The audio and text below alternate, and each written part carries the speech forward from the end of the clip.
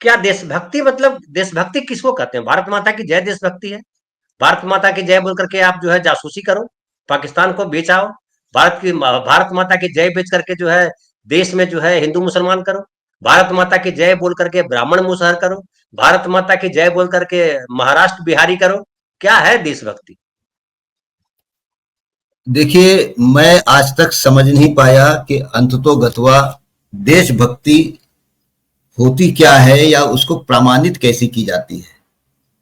उसके कोई निकष होते हैं, जो निकष हर आदमी के लिए सुबह उठ के रात सोने तक, मतलब जैसा एक जॉब चार्ट होता है ना कर्मचारियों का, तो देशभक्ति का भी कोई जॉब चार्ट होता है क्या कि आम आदमी ये 10 चीजें अगर वो कर रहा है तो देशभक्त है, अगर वो उसमें से कुछ नहीं कर पा रहा है, कुछ कर पा रहा है तो आधा देशभक्त है, और कुछ भी नहीं कर पा रहा तो देशद्रोही है।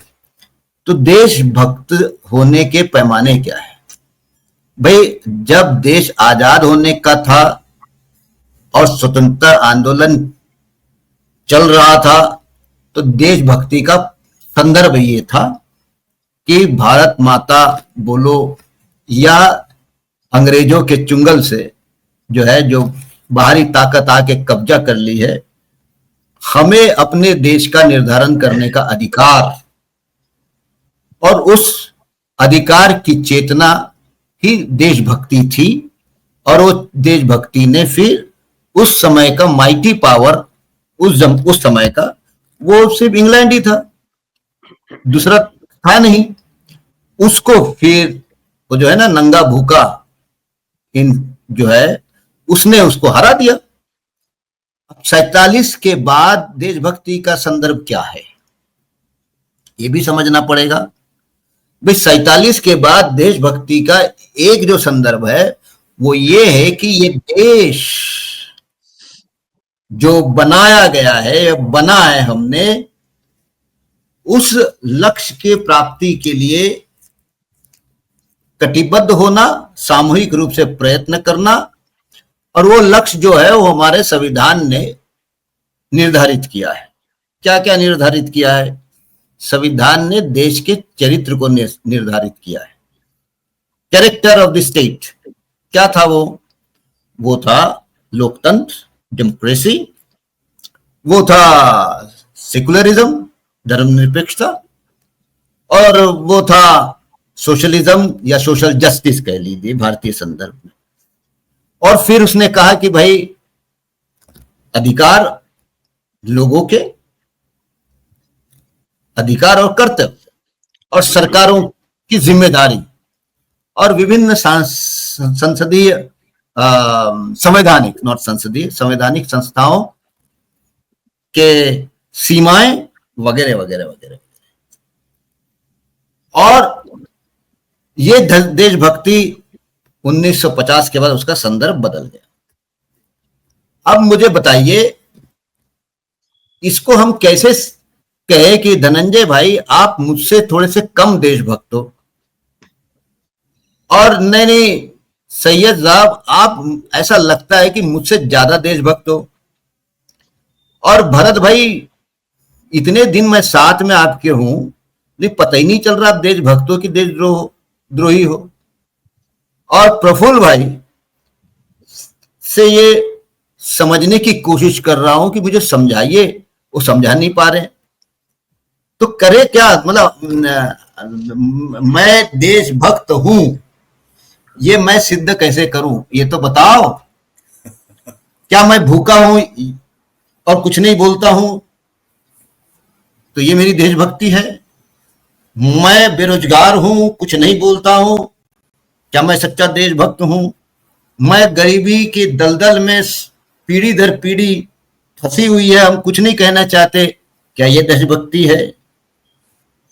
या फिर मेरे सामने, मेरे ही नजरों के सामने अन्याय और अत्याचार हो रहा है, मैं खामोश रहता हूं, क्या ये देशभक्ति है? आखिर देशभक्ति क्या है? देशभक्ति का एकमात्र जो मुझे समझ में आता है, ऐसी कोई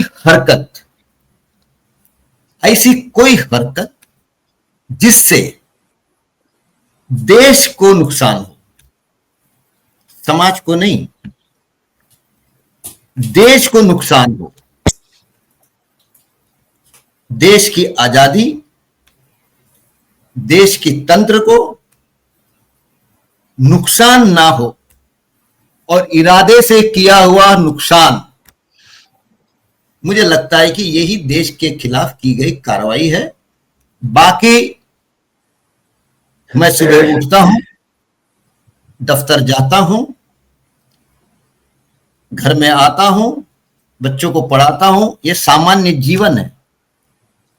और दूसरी देशभक्ति ये है कि आजादी का जो सपना देश का था, उस सपने को यथार्थ में लाने के लिए चिंतन करना, प्रयत्न करना, और वो समझ लोगों के माध्यम, लोगों में वो चेतना जगाना, यही देशभक्ति है। सरकारें अगर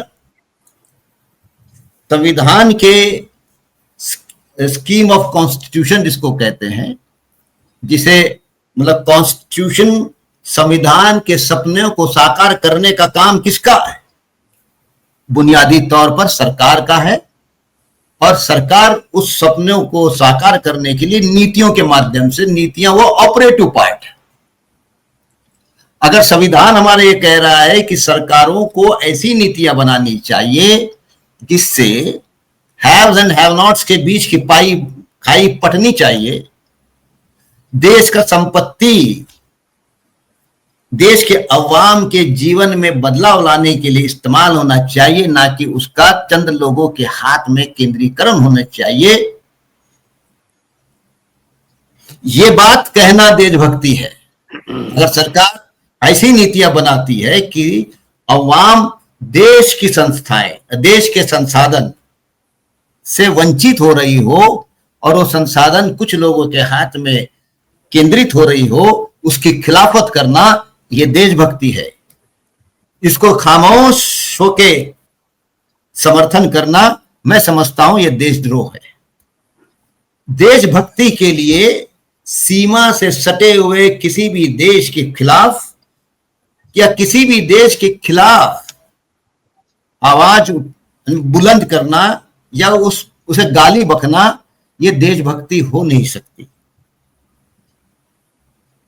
तो इसीलिए मुझे ऐसा लगता है कि ये देशभक्ति का एक अजीबोगरीब राष्ट्रवाद है कि देशभक्ति के राष्ट्रवाद का उफान इतना उठा दो कि लोग अपनी जीवन की जो अवस्था है, उस अवस्था को भूलकर एक भारतीय दूसरे भारतीय के खून का प्यासा हो जाए। यह है देशभक्ति का राष्ट्रवाद। यही मुझे लगता है सबसे बड़ा खतरा है कि देशभक्ति जो है वो अगर आम नागरिकों में सरकार से सवाल पूछने की ताकत अगर छीन ली गई हो, तो वहां सवाल ये पैदा होता है कि क्या उस ताकत को छीन लेना, खत्म कर देना, ये देशभक्ति है, या फिर संविधान ने जो एक आम नागरिक को दिया हुआ अधिकार सरकार से सवाल करने का, और वो आम आदमी सरकार से सवाल करता है, तो क्या ये देशभक्ति है? तो देशभक्ति एक संदर्भ है, अलग अलग संदर्भ में बदल जाता है। मुझे ऐसा लगता है किसी भी मुल्क में पूंजीपति परस्त, और कुछ मुल्कों में समझ लीजिए पूंजीपति सांप्रदायिक फासिस्ट परस्त सत्ता देशभक्ति को सिर्फ और सिर्फ सैनिक और सेना से जोड़कर मर्यादित रूप से लोगों के सामने पेश कर देती है। इसलिए इस देश के अंदर किसान मर जाता है तो किसी को कोई फर्क नहीं पड़ता, लेकिन एक जवान अगर मर जाता है तो उसके गांव में हजारों का जुलूस निकलता है।